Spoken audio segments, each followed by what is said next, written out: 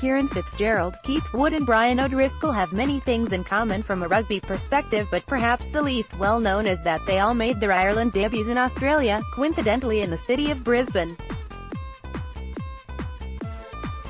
Fitzgerald was uncapped when chosen in the squad to tour Australia in 1979 and would have been seen initially as a backup to Garryowen's Whelan, who was the starting Irish hooker in the previous 14 Test matches.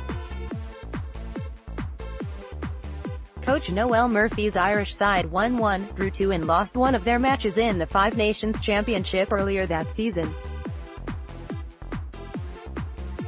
The tour got off to an unfortunate start when prop Tadhg Beirne was knocked down by a car 2 nights before the first tour match and ended up with a badly fractured leg, but it was a selection controversy that was to dominate the headlines ahead of the first test. Ollie Campbell was preferred to Tony Ward, the then European Rugby Player of the Year, for the first test. Both had played beautifully on tour, but it was Campbell who was handed the number 10 jersey for the first test against the Wallabies at Ballymore in Brisbane. He was outstanding as Ireland hammered the Aussies 27-12, scrum half Colin Patterson crossing for 2 tries, with Campbell converting both and kicking 4 penalties and a drop goal.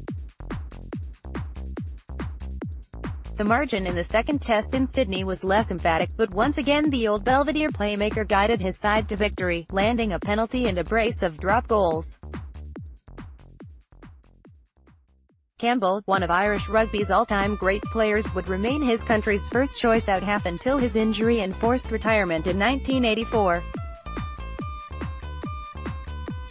There were 2 other debutants in that first test, St Mary's College fullback Rodney O'Donnell and the man who replaced him when he sustained an injury during the game, Frank Ennis. It was the Wanderers fullback's one and only cap.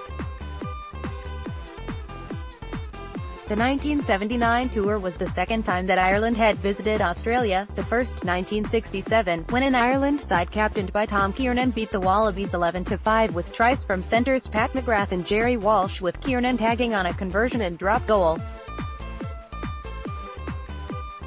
Munster-bound Tadhg Beirne is in line to make his Ireland debut in Australia. Mike Gibson provides a link between those 2 successful Ireland tours to Australia.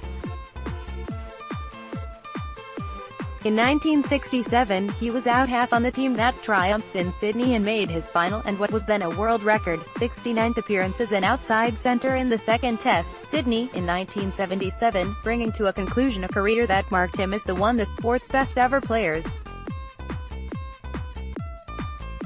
So, while Ireland were 3-0 at one stage in tests on Australian soil, they have subsequently lost all 10 matches against the Wallabies in Oz, including a couple of World Cup matches in 1987, 33-15. Brian Smith, who scored a try for Australia that day, went on to play for Ireland, and 2003, 17-16, a game remembered for O'Driscoll's tip-out down the touchline to dot down in the corner. Wood was one of 4 debutants in the first test, 1994, alongside Jonathan Bell, David Corkery and Niall Woods, while 5 years later a 20-year-old O'Driscoll, who had yet to play for Leinster, was given his first cap by then the Ireland coach Warren Gatland. He wasn't alone in making his test match bow, as Matt Mostyn and Tom Tierney also wore the green jersey for the first time. In total, 15 Irish players have been handed a first cap in Australia. 1967, Terry Moore. 1979, first test, Rodney O'Donnell, Ciarán Fitzgerald, Frank Ennis. 1994, first test, Jonathan Bell, Keith Wood, David Corkery, Niall Woods. Second test, Gabriel Fulcher. 1999, first test, Brian O'Driscoll, Matt Mostyn, Tom Tierney. 2010, first test, Rhys Ruddock, Damien Varley, Chris Henry. Joe Schmidt's Ireland squad begin their journey to Australia on Thursday night and will create a little history when they face Michael Cheika's Wallabies for the first time in a 3-test series, coming on the back of a 12-match winning streak, and for the uncapped Irish tourists, Tadhg Beirne and Ross Byrne the prospect of joining some illustrious company.